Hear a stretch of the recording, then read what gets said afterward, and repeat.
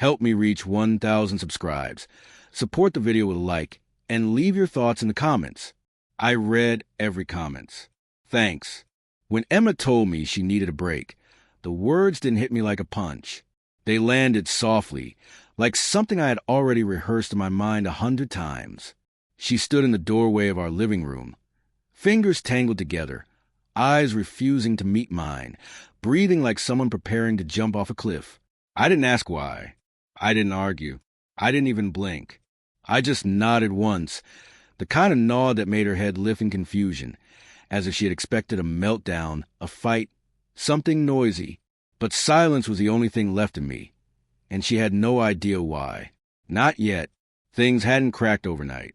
Everything had shifted slowly, so quietly that if I hadn't been paying attention, I might have believed it was just life, just stress, just one of those phases couples go through.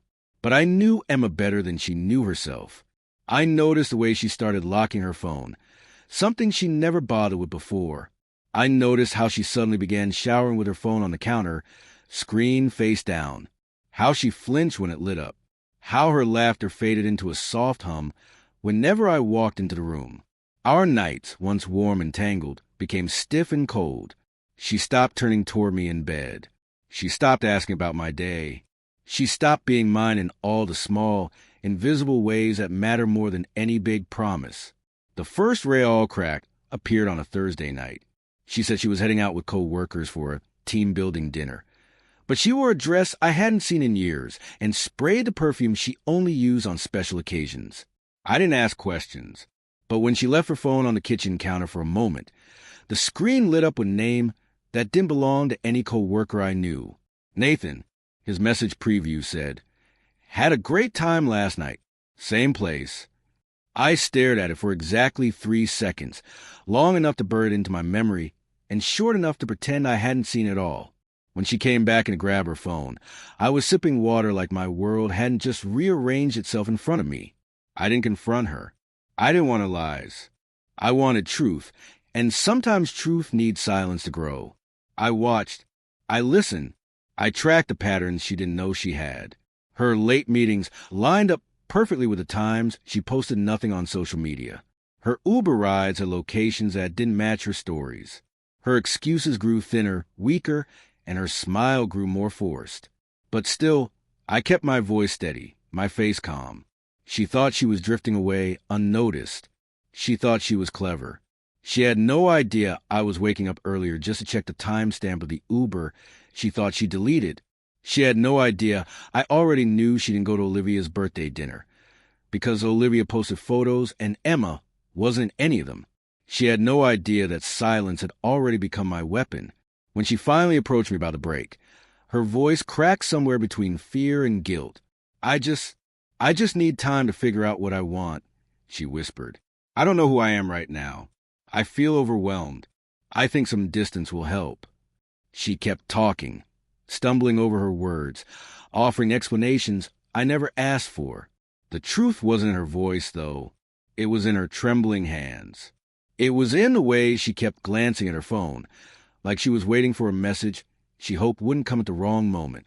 I didn't say any of the things bubbling inside my chest. I didn't ask her about Nathan. I didn't ask where she really was last Saturday when she said she was too tired to go out with me. I didn't ask why she smelled like unfamiliar cologne. Questions would have given her a script to hide behind. Silence gave her nothing to hold on to, and she hated that. Okay, I told her. Just that. Nothing more. The word made her freeze. She blinked once, then twice, as if she couldn't understand how I was taking this so calmly. "Okay," she repeated. "That's it." I nodded again. She looked unsettled, almost disappointed. She wanted a reaction to justify her guilt. She wanted me to explode so she could blame the distance on my anger. But I gave her nothing. When she went upstairs to pack a small bag just for a few days, I stayed sitting on the couch, my hands resting on my knees, heart beating slow and steady. There was grief in me, yes, but it wasn't the kind that begged or clung. It was the kind that sharpened, the kind that learned. When she finally walked out the front door and closed it behind her, I let out a breath I didn't know I'd been holding. She thought she had taken control of the situation by asking for space. But the moment she stepped outside, I took it back. If she wanted silence, I'd give her the kind she'd never forget. Emma expected me to chase her. That's the part she never understood about me. She thought silence meant surrender, when in reality, it meant calculation. The day she left, I didn't call. I didn't text. I didn't ask where she was staying. I didn't even check her social media, though I knew she'd be watching mine like a hawk. I went to work, came home, made dinner, and slept peacefully in the bed she once occupied like a ghost. She was waiting for a crack in my calm, waiting for me to beg her to come back, waiting for me to lose composure, so she could feel justified. But the silence stayed, and the more it lingered, the more uneasy she became. On the second day, I received an email from our phone plan device location request from Emma's line. She was checking where I was, probably imagining I'd be out losing my mind somewhere. But I was just living my life, the same way she had been living hers with someone else. When the notification popped up, I smiled, not out of pettiness, but out of understanding. She wasn't searching for my location. She was searching for my reaction, and she wasn't going to get one. By the fourth day, she cracked before I did. She texted me late at night, a simple, "Are you okay?" I stared at the message until the screen dimmed and locked itself. Her concern wasn't love. It was the panic of someone who suddenly realizes the leash they thought they held has snapped. I didn't reply. Silence wasn't revenge. It was clarity. But clarity didn't mean I was done. I had gathered every detail long before she asked for the break. The Uber receipts, the inconsistent timestamps, the photos she thought disappeared after 24 hours, the messages from Nathan K. in her archived chats. Everything was lined up and stored, untouched, waiting for the final moment. I didn't plan on exposing her, screaming at her, or making a spectacle. I just wanted to leave with the truth and my dignity intact. She had made her choices. I was making mine. A week after she left, she showed up at the house unannounced. I heard the door open and close softly, followed by her hesitant steps. She called my name, her voice gentle, the way you speak to someone you think might be broken. "Mark, can we talk?" I didn't answer. I was in the kitchen, quietly finishing the last bite of dinner. When she found me at the counter, she froze like she expected to find me curled up in a corner instead. "You've been quiet," she said. I didn't return the question. She shifted her weight, uneasy. "I thought the break would help us figure things out, but you haven't said anything. You haven't even asked where I've been." She waited for me to ask, but I didn't. Her eyes flicked away, and her lips pressed into a thin line. My silence unnerved her more than any accusation ever could. Finally, she exhaled shakily. "I think I made a mistake," she whispered. "I want to come back home." There it was. The word she expected would make me cave.